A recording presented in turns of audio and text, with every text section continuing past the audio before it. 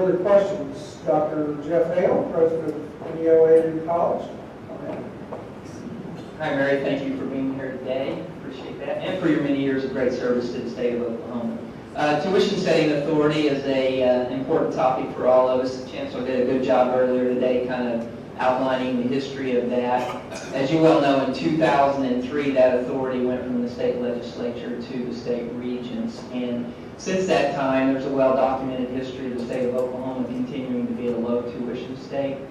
My two questions are, would you favor the state legislature in the tuition setting authority or the state regents? So who should have authority to set tuition in the state of Oklahoma? And then secondly, if legislation came across your desk that was to change the authority back to the state legislature, would you veto that legislation?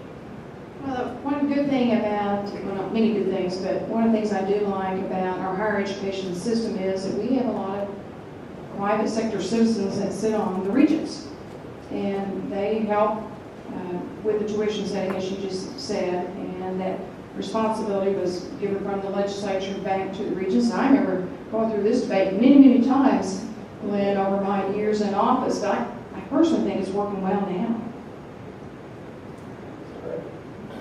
Okay. Another question, President Roger Webb. But I do hope you keep the costs as low as possible, because I've got 4 kids in college right now. So, I mean, I think as long as we're reasonable in what we're doing, you know, people understand that we're a good value for education. That's one of the great strengths of Oklahoma is the lower cost, as you mentioned, of our system. But yet, also know that you have many different programs and opportunities you want to bring to our college students. President Webb. Congresswoman Fallin, we do appreciate your being with us again for this legislative forum, and I hope you had some lunch and an opportunity for that. I also appreciate your unequivocal yes a moment ago to the question about whether education will be your top priority, and we certainly appreciate hearing that.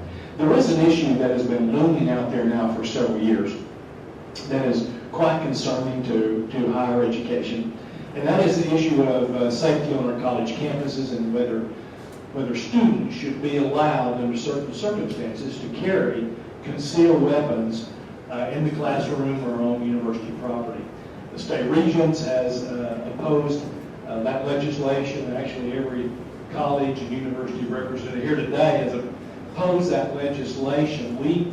We see no scenario where introducing more guns to a college campus can do anything but provide for a more dangerous environment for our students and our faculties. So I guess my question is, do you have an opinion on carrying concealed weapons on college campuses? Well, and actually, I read an article, I think, on your campus the other day where you had a forum or debate, maybe it was a couple of months ago, on this particular issue at UCO. And it looked like I read a little bit about it during that time. But I will tell you that I'm a big believer in gun rights and Second Amendments, and been endorsed and supported by the NRA, and that's a very important part of our Constitution, our states' rights, and being able to own and bear guns. So that's important to me.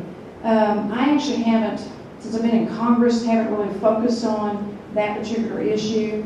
But I will say that if someone has a concealed permit and they're part of law enforcement or part of the former military, there may be some things that would be acceptable to me.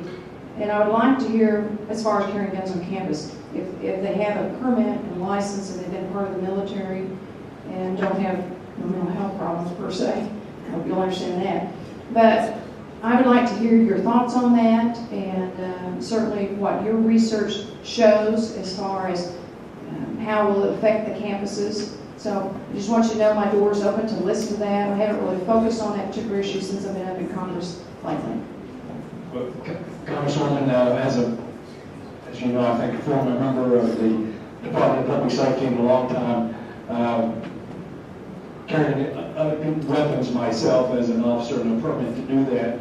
I would be delighted to sit down with you and work with you on this issue that really makes us very happy. Yeah, that's what I was talking about, former law enforcement officers, military people. Thank you. I will take you up on that offer. All right. Thanks like we've got something cooking here. Next question. Let's see. Danny Hilliard from from the University of Oklahoma. Don't report anything bad on my son down at OU, Danny. Whenever I need something, I call Danny. Congresswoman Fallin, I want to tell you, if we could keep him from studying at night, he would be the perfect student, but he just wants to crack the books 24 hours a day. So, He is doing good, Danny. Bryce is doing absolutely He is phenomenal. doing good. I'm here to testify to that today and actually ask you a simple question. Your job's safe, Danny. Thank you. In your remarks, you commented about the endowed chairs program, and I know that when we served together, that was certainly a thing that we were in support of, and I know that you're in support of that program as well. It's been great for the state of Oklahoma to bring in not only the best and brightest in the nation to teach our kiddos, but also for the research component that you talked about, the economic engine, and how that drives our economy. In 2008, you may know that there was an authorization that allowed the Regents to move forward on the backlog. At that time, it was $364 million backlog. Our presidents have done just a wonderful job in working that particular program. It wasn't until this past year that the debt service, in a bipartisan fashion, the debt service was retained to move forward on that. However, now the backlog in the endowed chairs program stands right at $264 million. So the question to you would be, with the bond market as it is, and things may be right, would you be in support of perhaps moving forward this next session with another bond authorization to help clear that queue up and get these endowed chairs filled? I would have to say, Danny, in committing to spending right now, we've got to get our revenue figures first. Because as you mentioned, on bonds, you got to have a debt service source of funding for those bonds. But in general, I know there's a huge backlog of needs. I'm proud that the legislature and the governor committed the $100 million on the bonds. I think it's a wise move. And it all depends on, frankly, State Question 744. It depends on the revenue shortfalls and where we're at. But just to know that I understand the importance of endowed chairs and the expertise that our campuses can bring in with highly qualified professors and research projects and how that can affect the campus itself and grants that are brought into our university. So, no, in basic concepts, yes, I'm for that.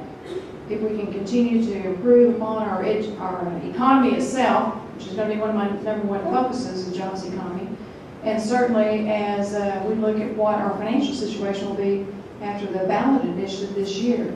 But if there are some creative ways that we can look at bond issues moving forward, hopefully we'll be able to grow our economy and strengthen that back up so we will have the revenue sources for important programs like endowed chairs, which I know are essential for the strength of our campuses. So that's kind of a roundabout answer, but just know that I do support endowed chairs and will do what I can do based upon the resources that we have.